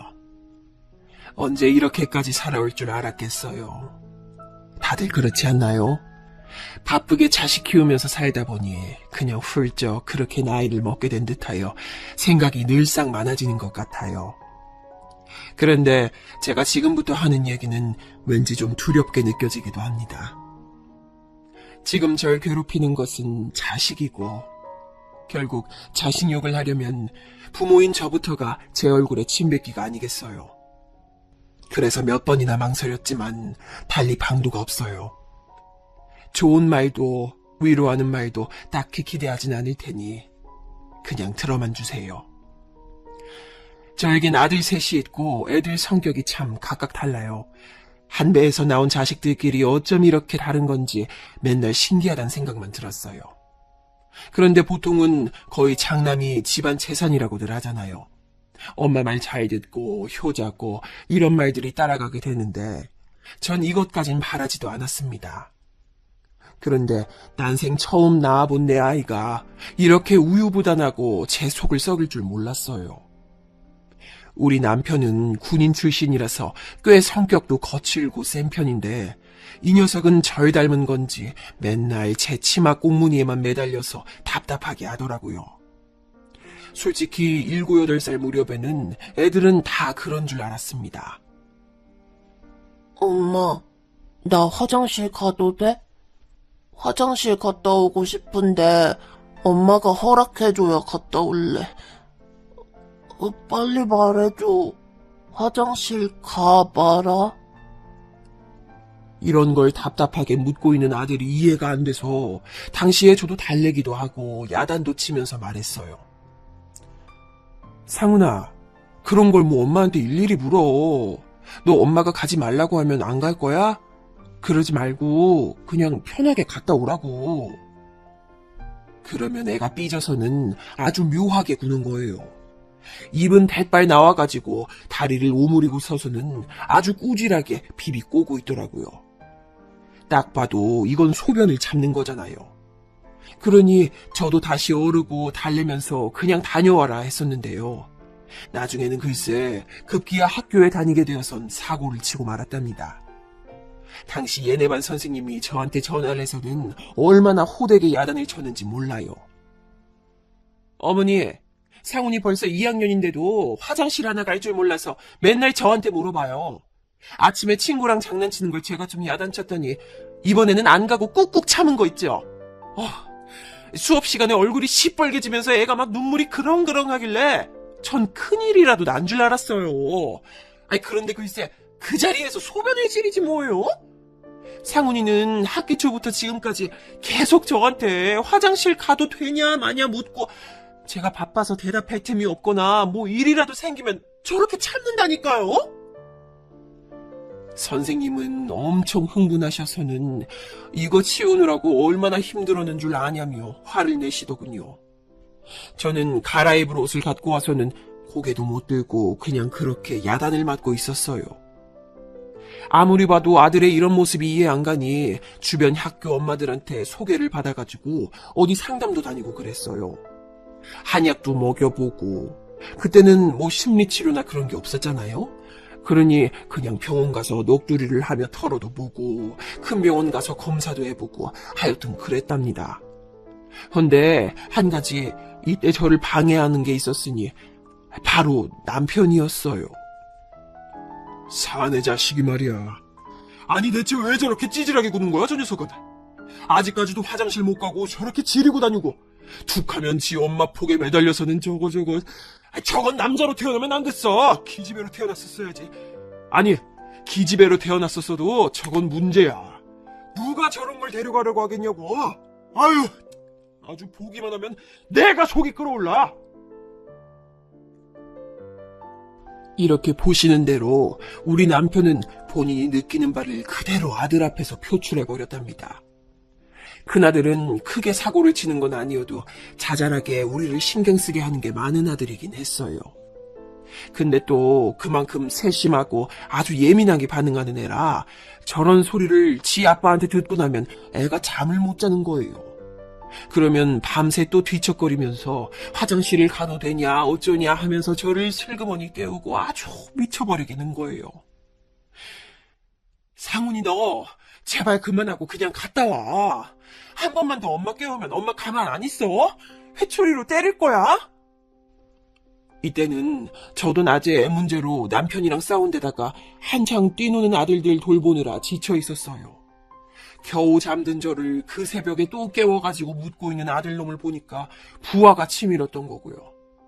그러면 이 녀석은 또 이불에 소변을 지리는 것을 반복하면서 그 새벽에 전 이불 빨래를 해야 되었고 정말 지옥 같은 저학년 시절이 지나갔답니다. 그러는 사이 이 녀석이 지 학교 안에서 사회성이란 게 있을 리가 없었어요. 정말 큰아들만 생각하면 이때 걷다가도 부하가 치밀고 눈물이 났던 게 자식이 셋이 있건 100명이 있건 이렇게 신경 쓰게 만드는 녀석이 한 명이라도 있으면 힘들잖아요. 그래도 내 새끼니 어떻게 할 수도 없고 방법을 아무리 찾아봐도 찾지 못한 채로 그렇게 세월만 지나갔답니다. 그나마 6학년쯤 되니 그제서 어느새 정말 소리 소문 없이 지가 알아서 화장실을 찾아다녔던 것 같아요. 그리고 성적은 나쁘지 않은 편이어서 중간 정도는 갔는데 이때부터 절 괴롭게 하는 또 다른 문제가 발생하고 말았답니다. 설마 하고 우려했던 일이 터지고 만 거예요. 엄마, 나 학교 가기 싫어. 우리 반에 일진 애가 있는데 걔가 자꾸 나를 괴롭혀. 무서워. 이제 학교 안 갈래. 정말 이게 뭔 말인지 저는 일진이니 뭐니 하는 말뜻도 그때 잘 몰랐어요. 어쨌건 누가 자꾸 자기를 괴롭힌다고 그러고 힘들다고 하니 너무 괴롭더라고요. 딱히 어딜 얻어맞은 건 아니지만 아들이 그 녀석들한테 들은 말은 요즘 말로 언어폭력이었어요. 나보고 친구도 없고 오줌 싸개라고 막 욕하는 거야. 걔 주변에 다른 애들도 같이 나를 무시하고 놀려. 너무 창피해서 학교 다니기 싫어. 나보고 얼굴 꼴도 보기 싫다고 이제 학교 나오지 말래. 이 말을 들으니까 진짜 하늘이 무너지는 느낌이 들었답니다. 순간적으로 제가 그동안 아들을 키워왔던 날들이 제 뇌리를 스쳐가면서 도대체 뭐가 어떻게 잘못된 건가 싶어서 온 얼굴이 뜨끈하고 괴롭더군요. 아무리 제 속을 썩이고 힘들게 했다지만 그래도 내 배에서 나온 자식이고 소중한 아이인데 얘를 갖다가 그렇게 못된 녀석들이 괴롭히고 말을 함부로 한다니요. 지들이 뭔데 내 애한테 저딴 말을 하는 건지 정말 참을 수가 없었어요. 구글거리는 상태로 내내 잠을 못 자고 뒤척거리다가 다음날 애를 학교에 어거지로 끌고 가면서 그 녀석을 찾아냈답니다. 너 말이야, 네가 우리 상훈이한테 그랬어? 학교 오지 말라고? 네가 뭔데 그래? 니네 엄마 어디 계셔? 엄마 얼굴 좀 보자. 엄마 당장 오시라고 해! 그러자 이 녀석은 진짜 애가 아니라 웬 음흉한 애어른 같은 인간이 그 안에 들어가 있는 건지 희죽희죽 낄낄거리면서 저를 비웃더라고요. 뭐예요 아줌마? 저리 나와요. 아줌마가 뭔데 우리 엄마를 오라 그래요. 우리 엄마 와봤자 아줌마 못 이겨요. 나대지 말고 저리 비켜요. 이러면서 진짜 드럼통 같은 몸을 한 녀석이 저를 훅 밀고 가버리는데 이거 애인데도 제가 밀릴 분위기더라고요. 이런 녀석한테 우리 애가 한창 눈치를 봤으니 얼마나 힘들었을지 상상도 안 됐어요. 결국 이 일은 학교 폭력으로 해서 아주 지루하고 고루하게 이어졌지만 학교 쪽은 저희 편이 아니더라고요. 제대로 사과도 못 받고 돌아오는 길 저는 꺼이꺼이 차 안에서 울고 남편 역시 복잡한 얼굴로 아무 말도 안 하고 그냥 운전대만 잡던 모습이 생각나요. 전학시키는 것도 말이 쉽지 같은 학교에 4학년, 2학년으로 얘 동생들이 다니고 있었단 말이에요. 그런데 잘만 다니고 있던 저 애들까지 학교를 옮기려니 너무 힘들더군요. 그런데 갑자기 남편이 생뚱맞은 얘기를 꺼내는 거예요. 더 생각할 것도 없어. 상훈이 녀석 학교 다니지 말라고 해. 검정고시 같은 거 있잖아. 저 녀석 내가 볼 때 이미 답은 나와 있어. 전학을 시켜도 될 게 아니고 저러고 곧 중학교 가면 이제 그땐 본격적으로 처맞고 다니기 시작할 거야. 남자들 세계는 그렇다니까. 당신 그 꼴 보기 싫으면 지금 빨리 머리 회전시켜 놓는 게 좋아. 이 말을 들었을 때 전 정말 머리에 천둥번개가 치는 듯 했어요. 겨우 지 또래처럼 사람 구실을 하는 듯 하더니 그 또래들 사이에서 만들어지는 인간관계란 절대 무시할 수 없는 것이더라고요. 아무리 부모가 이래저래 노력해서 또래들 틈으로 밀어놓아도 본인이 의지가 없고 눈치 보며 우물쭈물거리면 금방 그 사이에서 도태되고 마는 거예요. 몇 번을 생각해도 거친 남자들 세계에서 살고 있는 남편 말이 그닥 틀리지 않은 듯했고 일단 큰아들 본인의 생각도 비슷했어요. 엄마, 나 학교 안 다니고 싶어. 걔네 무서워. 걔네 중학교에도 아는 형들 있다고 했단 말이야. 나 그냥 학교 자체가 싫어, 엄마. 제발 내 말 좀 들어줘. 이렇게 아들이 절 잡고 졸라대기 시작하는데 이때 제가 뭐 그리 냉정하고 현명한 판단을 할 수 있었겠어요. 사실 판단이라는 건 다 지나고 나서야 그게 맞았다거나 아니라는 걸 알 수 있는 거잖아요. 당시 뉴스에서는 또래 아이들 왕따로 인해서 아주 끔찍한 상황을 겪은 한 가정의 내용도 보도되었고, 결국 그렇게 아들은 학교를 어찌저찌 제가 함께 가면서 겨우 졸업을 하게 되었어요. 하지만 중학교는 가지 않고 고등학교까지 검정고시를 치게 되었답니다. 밑에 아들 둘도 있는데 큰아들을 데리고 씨름을 해가며 공부도 신경 써야 하니 정말 죽겠더라고요. 나름 또 친구는 만들어주고 싶어서 큰 대형 학원으로 데리고 다니기도 하고 지 친척 형들이랑도 만나게 해주고 애를 썼어요. 저는 정말 자신할 수 있어요. 제가 할 수 있는 한 제 자리 안에서는 최선을 다했단 말이에요. 이렇게 제가 꼬집어서 몇 번이나 말을 하는 이유는 이후로도 아들은 제가 바랬던 길로 가지 않았기 때문이에요.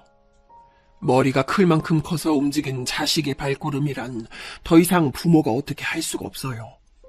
그러니 성인이 될 때까지 자식을 키우는 건 끼고 살기 위함이 아니라 독립을 시키기 위한 거란 말이 있는 건가 봐요. 아들은 20살이 되어 대학에 어거지로 가게 되었고 당시에 묘하게 저에게 불만이 많더군요. 엄마가 대학은 가라고 해서 내가 이렇게까지 했잖아. 나 이제 진짜 지겨워. 집이 지겹다고! 왜 그렇게 아들은 저에게 불만이 많은 걸까요? 외려 둘째 아들은 엄마는 형아만 좋아한다고 서운해할 정도였는데 말이에요. 제가 너무 오냐오냐 다 받아줘서 그렇게 불만이 많은 게 아니었나 싶어요. 아무튼 대학을 가서는 어떻게건 학교를 다니고 적응을 하는 것 같더니 군대 갈 때 돼서 또 말썽이더라고요. 군대도 안 가고 싶어, 엄마. 나 어떻게 좀 안 갈 방법 없어? 엄마가 좀 알아봐줘. 저한테 이런 말을 해봤자 그게 받아들여질 리가 있나요? 이때는 남편도 못 참고 지 아들에게 크게 손찌검을 했답니다. 뭐 군인인 아빠 얼굴에 먹칠을 했다고 그런 게 아니라 그냥 하다 정말 너무하다 싶으니까 손이 그렇게 먼저 나가게 된 것 같아요. 야, 정상훈이 너 진짜 적당히 좀 해라. 네 엄마가 너한테 뭘 그렇게 잘못했냐? 엄마 없으면 어찌 살려고 그래? 엄마 죽으면 따라 죽을 거야? 이 못난 녀석 같은 이라고. 그렇게 흠씬 얻어맞은 아들은 원망스러운 얼굴로 제 아빠를 바라보더니 한동안은 군대 이야기를 안 했어요. 하지만 최대한 미룰 만큼 미루고 버티다가 지 동생들보다 늦게 군대를 갔답니다.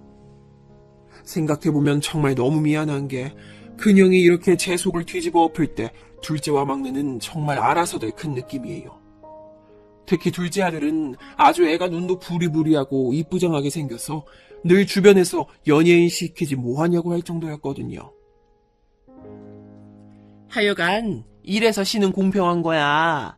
상훈이 엄마, 너무 상훈이 하나만 보고 그렇게 힘들어하지 마. 정훈이 쟤 얼마나 인물 훤칠하고 키도 커. 그리고 어쩜 저렇게 싹싹하고 애가 착해?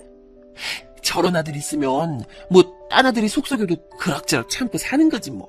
응? 좋은 것만 보고 살아. 세상 사람들 뚜껑 열어보면 다들 비슷하게 산다니까. 이 말은 정말 맞는 것 같은 게 평범해 보이는 집들도 다들 속사정이 있긴 하더라고요. 하지만 제가 뭐 남사정의 위로를 받을 상황은 아니긴 했어요. 큰아들은 군대 가 있는 기간 동안은 저를 그렇게 힘들게 하지 않았어요. 정말 의외로 말이에요. 하지만 제대하고 난 뒤부터 이 녀석이 본격적으로 등골을 빼먹기 시작했어요. 엄마, 나 호주로 유학 가고 싶어. 가서 해보고 싶은 일이 있어. 좀 보태줄 수 있어? 아무래도 싹수가 노란 게 이때부터 시작되었을 듯 싶은데 제 대처가 너무 늦었던 것 같아요. 처음으로 지가 알아서 아주 자체적으로 계획을 세워서 뭔가를 하겠다고 하니 희한했던 거예요. 반대하는 남편을 설득해서 저는 호주로 아들을 보내줬고 아들이 어떻게 지내고 있는지 저도 보러 갔었답니다. 근데 참 자식이라는 건 알다가도 모르겠더군요. 평소 편지 같은 게 날라왔을 때나 지 동생들에게 메일을 보낸 내용들을 보면 제법 성실하게 살고 있는 것 같았거든요. 하지만 어느 날 갑자기 차를 샀다는 둥, 학비가 모자란다는 둥 어쩌고 하면서 계속해서 돈을 요구하는데 방법이 없더라고요. 결국 전 이쯤에서 또 선을 긋게 되었어요. 그 이상은 보태줄 돈이 없어. 이 집에서 너만 자식이야? 정훈이, 명훈이는 아직도 학교 다니고 있어. 그쯤 하고 들어오던지 아니면 농장이라도 해서 알바를 하던지 알아서 해. 그 무렵부터 전 아들에게 아닌 건 아니다 하고 직구로 말을 던지게 되었답니다. 왜 그랬냐면 당시 제가 건강이 좀 안 좋았어요. 부인과에서 검진을 받아보니 상태가 좋지 않았는데 추적 관찰을 받아보자고 하던 차에 점점 결과가 안 좋아지더라고요. 남편은 평소 무뚝뚝한 사람이긴 했지만 이런 부분에선 꽤 저를 생각하는 사람이었어요. 그때 남편이 해준 말이 기억에 남더라고요. 이제 좀 당신을 생각하면서 살아. 상훈이 저러다가 굶어 죽어도 할 말 없지 뭐. 당신이 얼마나 그동안 제 꽁무니를 따라다녔어. 나이 30이 되도록 엄마가 품고 낳아주고 키워주고 뒤치다꺼리 했으면 된 거야. 그 다음은 저 녀석 몫으로 그만 공을 넘기라고. 이제 당신만 생각해. 당신이 아프고 어쩌고 그러면 결국 그것도 부모 노릇 잘못하는 거야. 안 아프고 건강해야 자식들한테 부담이 안 되는 거라고. 알았어? 그러면서 내내 병원도 같이 다녀주고 해외에 가고 없는 큰아들을 대신해서 둘째 아들이나 막내를 시켜서 저를 챙기게 했던 남편이었어요. 집안 분위기가 썩 좋지 않은 데다 저도 아프니까 예민했고 남편 말은 곱씹을수록 너무나 맞는 말이라 반박을 못하겠더라고요. 그러니 저도 이래저래 말을 거르지 않게 하게 되었어요. 그러니 웬일로 옛날 아이적 모습이 나오면서 소심해지는 듯 했던 아들이 말이에요. 한국에 들어오고 대학을 졸업하고 어찌어찌 아는 연주를 통해서 조그만 회사도 들어갔어요. 그런데 왜 자꾸 뭔가 좀 안정이 되고 정돈이 되는 것 같으면 자꾸 사람을 이렇게 찔러대는 건지 이번에 큰아들이 갑자기 갖고 나타난 카드는 결혼이었어요. 결혼? 아니 그래. 네 나이가 결혼해도 이상한 나이가 아니긴 한데 누군데? 상대는 누구야? 글쎄 저는 그 내용을 듣고 거의 기절초풍을 했지 뭐예요. 무려 8살이나 연상인 회사 직원이라는 거예요. 제가 말리고 뭐라고 해도 아들은 듣지 않았고 남편은 이런 모습을 보며 혀를 쯧쯧 찼어요. 늘 그렇게 제가 아들을 돌보는 모양새를 마음에 안 들어했던 남편이 이때 역시 저랑 반대로 의견을 내더군요. 그냥 하라고 해. 뭘 걱정해? 지도 대책이 있겠지. 8살 어린 애기 같은 애를 데리고 와가지고 결혼하겠다고 하는 것보단 낫잖아. 쟤는 차라리 그게 나아. 쟤는 지 엄마처럼 지를 챙겨주는 여자를 만나야 돼. 저 정도면 지가 알아서 잘 찾아갔구만. 태어나서 아주 처음으로 잘한 일이지 뭐야. 아이 더 참견하지 말고 그냥 하라고 해. 남편은 이렇게 쭉쭉 밀어붙이더니 못마땅하는 저를 두고 어느새 상견례도 그냥 넘어가게 되고 그렇게 빠르게 결혼을 하게 되었지 뭐예요. 얼떨결에 며느리를 보게 된 저는 마음을 열기가 쉽지 않았어요. 그런데 좀 겪어보고 나니 진짜 이때 남편 말이 하나도 틀릴 게 없었던 거예요. 아들이 자기 부인을 얻은 것은 제가 이 녀석을 낳은 이래 인생 최대 잘한 일이었어요. 큰 며느리는 결혼하던 날로부터 지금까지 단 한 번도 지 남편을 갖다가 어리다고 함부로 부른 적이 없어요. 8살이나 어린 꼬마 신랑 같은 이 녀석이 뭐가 이뻐서 결혼을 했는지 몰라도 하여간 참 싹싹했어요. 처음엔 저도 제 딴엔 시어머니랍시고 어디 나이 많은 여자가 우리 아들 휘어잡고 살려고 저러나 했어요. 하지만 제가 오해를 했더라고요. 어머니, 상훈씨 오늘도 출근 잘했어요. 어머니 말씀하신 대로 돼지고기 전지로 불고기 해주고 고추장찌개 끓여주니까 정말 너무 맛있게 잘 먹더라고요. 참, 어머니 이거 같이 드실래요? 저희 친정에서 아빠가 보내주신 사과인데 진짜 달고 맛있어요. 며느리는 이런 애였어요. 아들들 틈에 살아서 군인인 남편과 살며 이미 여성성이란 건 거의 다 잃다시피 한 저에게 아주 싹싹하고 달큰하게 다가오는 애였답니다. 이상하게도 저는 얘랑 있으면 아주 묘하게 마음이 편하더군요. 그렇게 2년하고도 3년 정도 지났을까요? 이때가 참 우리 집에서 별일 없이 흘러가던 평화로운 시기였어요. 큰아들이 장가를 갈 거란 생각도 못했는데 갔고, 가서는 막상 제 예상과 달리 너무 잘 지냈다는 거예요. 뒤이어 갑자기 막내도 장가를 가고, 얼마 안 되어 제일 마지막으로 둘째 아들까지 장가를 보내고 나니 기분이 참 이상하더라고요. 그러던 차에 이제 좀 살만하고 남편과 여행도 다니고 그러고 싶었는데 말이에요. 아직 우리 자식들 사이에서 손주도 없지만 이제 곧 좀 보겠지 하던 때에 남편은 좀 더 제 옆에 있었으면 얼마나 좋았을까요? 늘 건강을 자랑하며 살던 남편이었지만 왜 암이란 녀석은 그렇게 준비할 틈도 없이 갑자기 나타나는 건지 모르겠어요. 우리 모두 분주하게 뛰면서 대처를 해보았고 늘 무뚝뚝하게 굴던 큰아들마저 제법 당황한 기색이 역력했어요. 감정 표현을 그나마 좀 하는 둘째 아들과 막내는 울기도 하고 며느리들도 함께 와서 도와줬어요. 간만에 가족들이 뭉친 듯 했지만 남편은 그렇게 우리를 하나로 모아놓은 듯 하더니 아주 발빠르게 뭐가 그렇게 급했는지 새벽녘에 우리 곁을 떠나게 되었답니다. 가족 중 그 누구에게도 그 마지막 순간을 보여주지 않고 말이에요. 참 야속하기도 하지. 임종하는 순간에도 그렇게 각을 잡고 흐트러진 모습을 보이기 싫었던 걸까요? 남편은 젊다면 젊은 나이인 60대에 그렇게 우리 곁을 떠나게 되었고 저는 졸지에 혼자가 되었어요. 이런 저를 두고 의견이 분분하긴 했지만 전 체력이 좀 약할 뿐 크게 지금의 환경을 바꾸고 싶진 않았답니다. 됐어. 내 생각들 할 것 없어. 그냥 그런가 보다 하고 말아. 아들 셋 다 멀리 살지 않고 같은 하늘 아래 사는데 뭐 어때? 힘든 일 있으면 내가 알아서 연락할 테니까 괜히 모시네 마네 니들끼리 일만 들지 마. 이 말은 정말 제게 있어서 꽤나 큰 진심이었어요. 남편의 빈자리를 보는 게 우울하기도 했지만 그거와 별개의 감정을 느끼게 되었거든요. 정말 근 몇십 년 만에 이 집에 저 혼자 있어 보게 된 거예요. 어쩌다가 내가 아들 셋을 낳고 이렇게 복작복작하게 살면서 제대로 마음을 두고 쉬어보지도 못했나 싶었어요.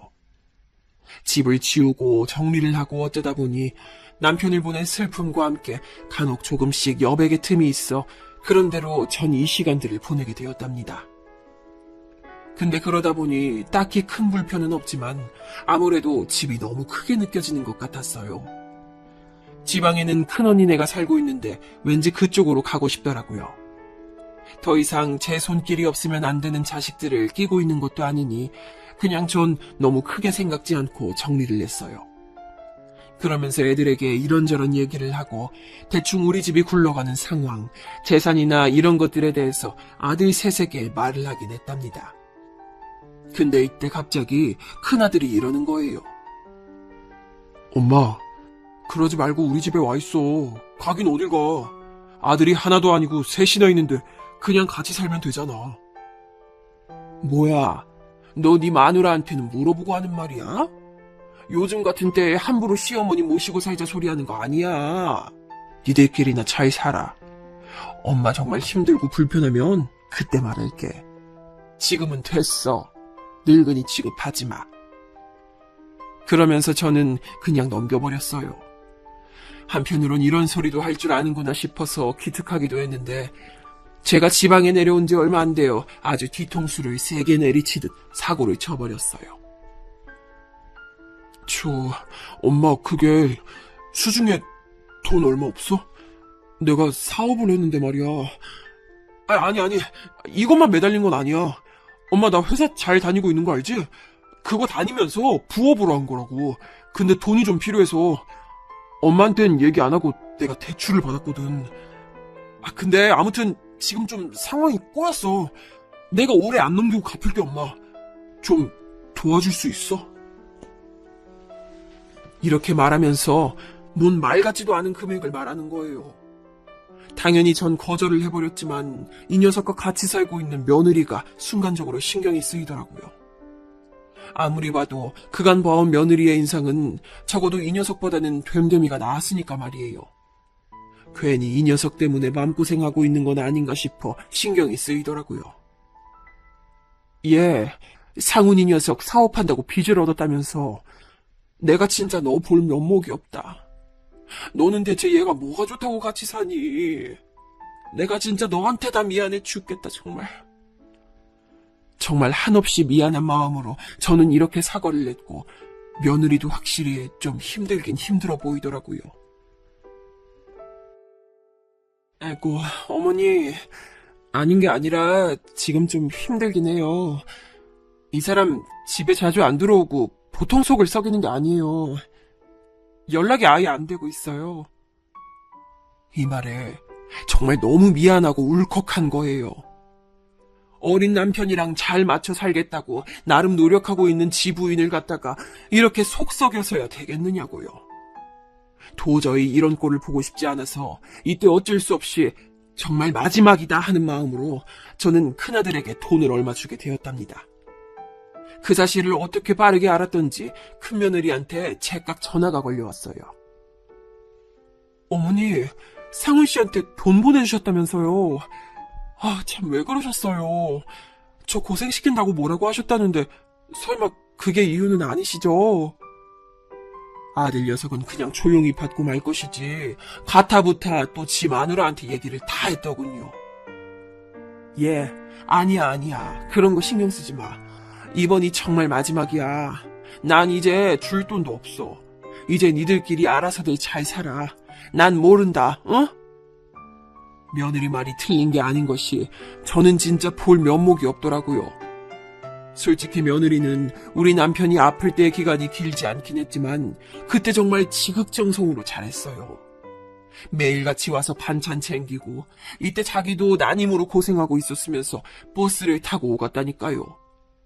큰아들이 우리한테 팅팅거리고 말도 안 듣고 그래도 그때마다 바로 옆에서 제법 나이 많은 누나답게 야단치고 했던 애예요. 솔직한 마음으로 며느리가 우리 아들한테 질려서 이혼하면 어쩌나 겁이 나기도 하더라고요. 물론 이게 전부였던 건 아니고 일단은 아들이 하도 애원을 하니 정말 마지막이다 하고서 그렇게 해준 거예요. 더 이상 해줄 생각이야 없었고요. 그런데 이렇게 지내고 있던 나날 중 저는 큰언니 집 옆 작은 아파트에 살고 있었거든요. 그 집에는 위층에도 아래층에도 거의 다 제 또래 사람들이 살긴 했어요. 나름 재개발을 한 곳이라지만 그래도 엄연히 지방이니 젊은 사람들은 안 살잖아요. 근데 그러던 어느 날 너무 황망하고 비통한 소식을 듣게 됐어요. 뉴스에서 많이 봤던 내용이지만 새삼 이런 일이 생길 게 뭔지 너무 속상하고 가슴 아프더라고요. 뭐라고? 4층, 그러니까 그 4층 할머니? 나보다 10살인가 많아 보이던 그 할머니 말이야? 어쩐지 안 보인다 했더니 세상에 무슨 일이래 이게 언니. 참 끔찍해라. 어떻게 살아 정말. 다른 게 아니고 글쎄 찾아오는 가족이 없어서 생긴 비통한 일이라고 해야 될까요? 언니 말로는 가끔 딸이랍시고 누가 오는 것 같긴 했다고 하더군요. 근데 아무튼 이 할머니가 밤새 심장마비인지 뭔지로 하늘나라에 가셨다고 하더군요. 그런데 도통 며칠이 지나도록 들여다보는 이가 없으니 그냥 고독사와 다름없는 결과가 나타나게 된 거예요. 저는 남편이 먼저 가고 난 다음에도 크게 걱정을 하지 않던 사람인데 이 얘기를 들으니까 감정이 마구 치닫는 느낌이더군요. 괜히 우울해지기도 하고 이상한 마음이 들기도 하고 말이에요. 이런 얘기를 다른 애들한테는 잘 못 꺼내놓고 큰며느리에게만 말을 했어요. 저도 참 이렇게 말을 한 자체가 애들한테는 같이 살자고 조르는 꼴인데 말이에요. 둘째네는 애기들 키우느라 정신이 없고 막내네는 둘이 공부한다고 나가 있었을 당시라 딱히 말을 꺼낼 수가 없었어요. 근데 이 말을 큰며느리가 전달을 했던 건지 큰아들한테 전화가 왔더라고요. 엄마, 그러게 내가 같이 살자고 했을 때 왜 말을 안 들었어? 모신다고 했잖아. 그러지 말고 다 정리하고 서울로 올라와. 그 집도 그냥 팔아버려. 또 다시 돌아가고 그럴 생각하지 말고. 당시 아들 말을 들으니 저도 이 집은 남겨두고 새를 줄까 하다가 고민이 되더라고요. 아무래도 있으면 언젠가는 다시 돌아오고 싶은 생각이 들려나 하면서 도통 앞길이 예측이 잘 안 됐어요.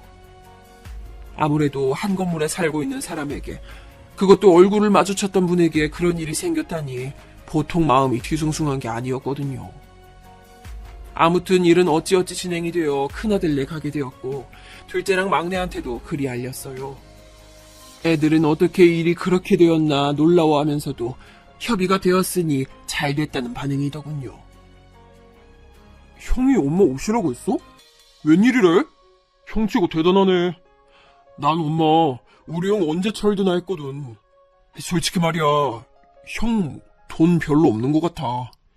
내가 볼 때는 형수도 너무 안 됐고, 언제까지 저렇게 우리 형 뒤치다꺼리나 하셔야 하는지 너무 죄송하다니까. 형수님 치킨집에서도 알바하시고 배송 알바도 하고 엄청 바쁘시대. 이런 말은 우리끼리 하는 거지만 형이 제대로 돈을 안 갖다 주니까 형수님이 저렇게 꾸역꾸역 고생하시나 봐. 이런 얘기까지는 당사자들이 하지 않으면 들을 수 없는 얘기인데 듣고 나니 또다시 잠을 설치게 되더군요.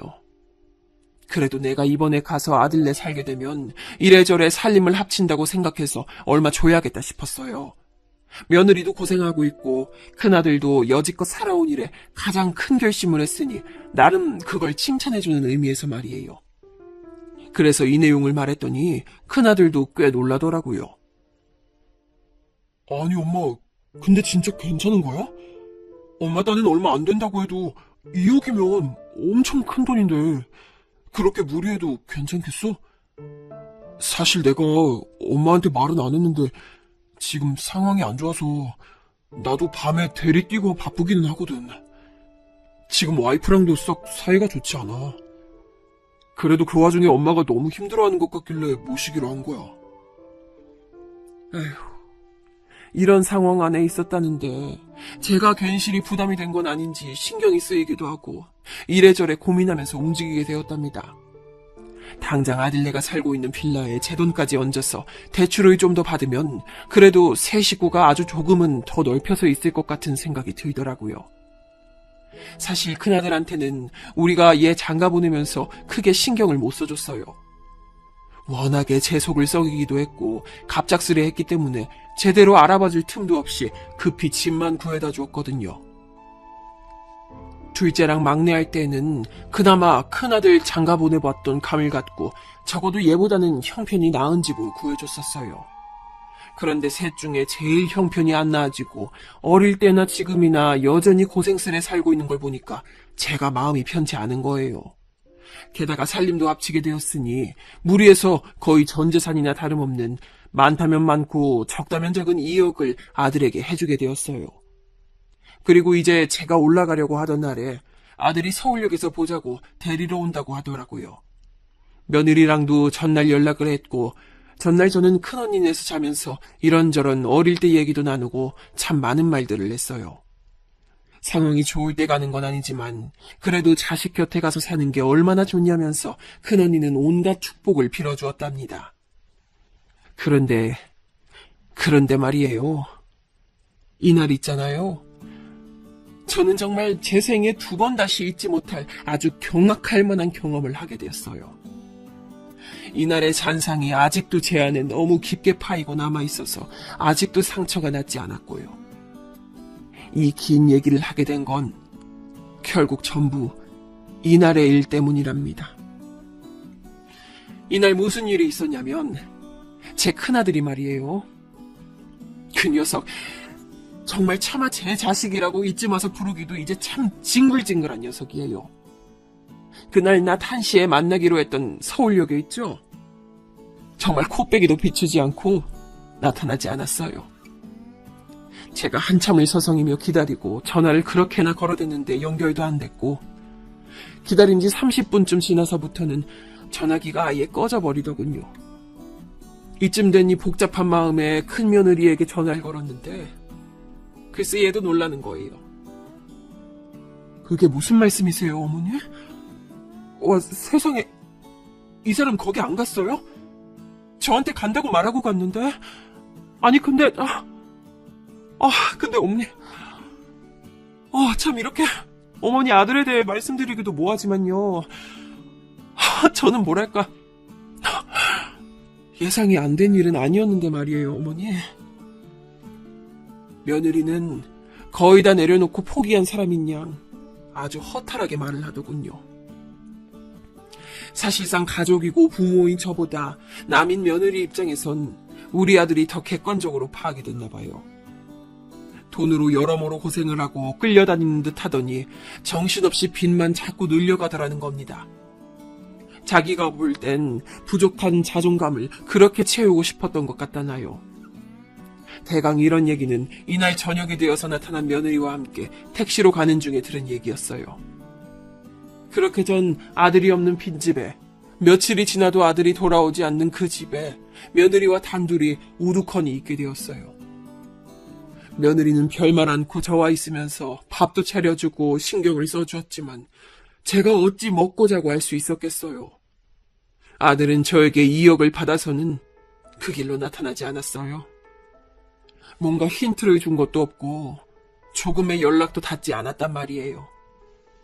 며칠 밤을 눈물도 나오지 않은 상태로 밥도 못 먹고 지새우며 들었던 생각은 한동안 벗어난 듯 했던 그 악몽 같은 질문에 대해서였어요. 대체 어디서부터 뭐가 어떻게 잘못된 건가? 내가 뭘 어떻게 했길래 아들이 어려서도 커서도 이런 식으로 인생을 사는 건가? 게다가 가장 애쓰고 고생했던 내가 가장 크게 뒤통수를 얻어맞은가? 등등을 떠올리게 되더군요. 제가 거의 식음을 전폐하다시피 하니 도저히 안 되겠는지 며느리는 그때 다른 형제들과 지 동서들에게 알리기 시작했어요. 해외에 나가야 있는 막내야 그렇다 치고 둘째는 그렇게 성격 좋고 밝은 애가 벽을 주먹으로 쳐가면서 분노하더라고요. 하지만 남도 아니고 형제들끼리 이렇게 원한을 품고 있는 모양새는 저에게 조금도 반가울 리가 없었어요. 게다가 면목이 없는 것이 아무리 사정이 이랬다지만 둘째나 막내로서는 제가 지 형에게 그만한 돈을 몰아줬다는 걸 알게 된 거 아니에요. 저에게 내색은 않지만 얘네 얼굴 보기 참 민망하고 미안하더라고요. 큰 며느리가 저한테 둘째도 만나보고 어쩌라고 하는데도 전 볼 낯이 없었어요. 그냥 가라고 해. 나 이렇게 방에 누워있을게. 아유, 미안하다. 내가 이렇게 침이 되는구나. 이런 저를 두고 며느리는 방 앞에 음식도 두고 간식도 놔두고 제가 먹는지만 계속 확인을 하더군요. 저는 거의 제정신으로 일어서질 못했어요. 시간이 얼마나 흘렀는지도 잘 모르겠고 그냥 딱 이대로 죽었으면 싶더라고요. 그나마 나은 게 있다면 홀몸으로 생을 마감하는 건 아니라서 다행이라고 봐야 할까요? 하지만 그건 또 그것대로 큰 며느리한테 폐가 되고 저렇게 나가버린 남편을 두고 시어머니를 모시고 있어야 하는 상황이 너무 미안하더라고요. 정말 전 이러지도 저러지도 못하고 있는데 어느 날 불쑥 큰 며느리가 노크를 하더니 평소 같지 않게 문을 그냥 벌컥 여는 거예요. 저 어머니, 저도 많이 생각해봤는데 드릴 말씀이 있어요. 저랑 말씀 좀 하실 수 있을까요? 얘가 왜 이러나 싶긴 했지만 저도 언제까지나 이럴 수도 없고 그냥 들어는 보자는 생각으로 그러자 했어요. 근데 며느리는 생각지도 못한 얘기를 하는 거예요. 다른 며느리들이랑도 상의를 좀 해봤다나요. 솔직히 저희 남편 얘기를 동서들한테 굳이 하기는 좀 그랬는데 저도 달리 방법이 없었거든요, 어머니. 이 부분은 죄송하게 생각해요. 그런데 어머니, 아무튼 저도 마찬가지고 서방님들도 동서들도 생각은 같아요. 어머니 일생 힘들게 사시면서 갖고 계시던 돈인데 이렇게 넘기기는 너무 억울하잖아요. 그래서 많이 고민해봤어요. 말이야 맞는 말이지만 이건 정말 어디까지나 제 흠이잖아요. 옴짝달싹 못하고 식은땀만 흘리며 수치스러워하는 저에게 참 민망스럽게도 큰 며느리는 이런 제안을 하더군요. 제가 일단 연락을 해볼게요. 그게 간간히 받기는 하더라고요. 아예 안 받고 그런 건 아니었어요. 이 사람 뭐가 어떻느니 해도 제 연락을 안 받을 수는 없을 거예요. 저한테도 얼마 빚이 있기도 하고. 아무튼 어머니, 일단요, 이렇게 해보세요. 큰며느리랑은 연락이 되었다는 것도 어이가 없고 희한할 판국에 빚까지 있다니 진짜 이 노릇을 어째야 하는지 살 소망이 없더라고요. 일단 넋이 나가 있는 상태로 며느리 얘기를 들었는데 나름 둘째내나 막내 며느리가 이러저러하게 팁을 주기는 했었다고 하더군요. 듣고 보니 저도 아주 솔깃하지 않은 얘기는 아니어서 얘네는 어쩌다가 이런 생각을 한 건지 신기하다 싶었어요. 저랑은 연락이 안 되는 건 아니니 제가 좀 구슬려 볼게요. 근데 대신 어머니가 조금 마음을 강하게 먹으셔야 해요. 저랑 동서들이 생각을 해보긴 했지만 어머니 본인께서 주관이 잡혀있지 않으시면 아마도 그 돈 찾기 힘드실 거예요. 저도 나름 각오를 하고 말씀드리는 거고요. 이렇게 말을 들으니까 저도 모르게 침이 꿀꺽 넘어가더라고요. 아니 뭐 안 될 게 뭐가 있겠어요. 지금 나는 거의 산송장이나 마찬가지인 상태로 이러고 있는데 말이에요. 제가 알겠다고 하니 며느리는 즉각 자기 계획을 말하더라고요. 지금 이 사람 거기 물린 돈이 한두 푼이 아니에요. 그거 어머니가 돈 주신다고 해결될 것도 아니고요. 그렇다고 그거 안 찾으실 것도 아니죠. 그러면 방법은 하나밖에 없어요. 어머니 그 돈 찾아오셔야 해요. 그러면서 꺼낸 말은 다시 생각해도 좀 놀라운 방법이었어요. 하지만 제가 이런 생각을 어쩌다 했다고 한들 저로서는 아들에게 통하지 않을 방법이더군요. 반드시 며느리가 있긴 해야 했어요. 제가 남편에게 뭐라 메시지를 남겨둘게요. 뭐 이런 말 좀 죄송하지만 아무튼요. 어머니께 재산이 좀 더 있었다고 말이에요. 그 2배로 아니 한 3배로 있으셨다고 대강 이렇게 말을 할게요. 제가 볼 때 그 사람 그 말 듣고 놀랄 거예요. 자기가 뭐 확인을 해보겠어요. 어쩌겠어요. 이쯤 되니 무슨 말을 하려고 하는지 알듯 말듯 하더군요. 며느리는 제 눈치를 보더니 다시 말을 이었고 결론부터 말하자면 이 방법은 제가 다시 돈을 대략적으로 거의 80%는 되찾는 데 성공하게 해주었답니다.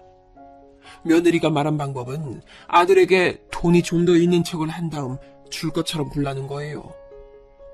그러면 저 사람도 솔깃할 거 아니에요. 그럼 제가 말을 하는 거죠. 어머니는 더 주실 생각이었는데 고작 이엇 갖고 와서 사라져버린 당신 보고 너무 놀라서 화가 나셨다. 그러지 말고 그 돈 다시 갖고 와서 어머니께 돌려드리고 허심탄회하게 사업에 보탤 돈 제대로 보태달라고 빌어봐라.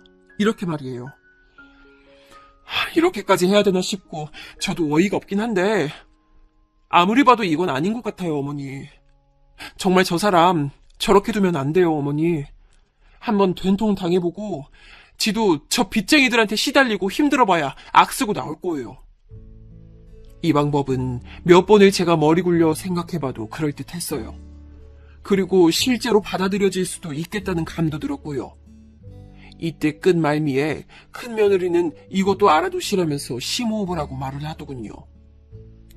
어머니, 죄송하지만 저도 여기까지가 최선인 것 같아요.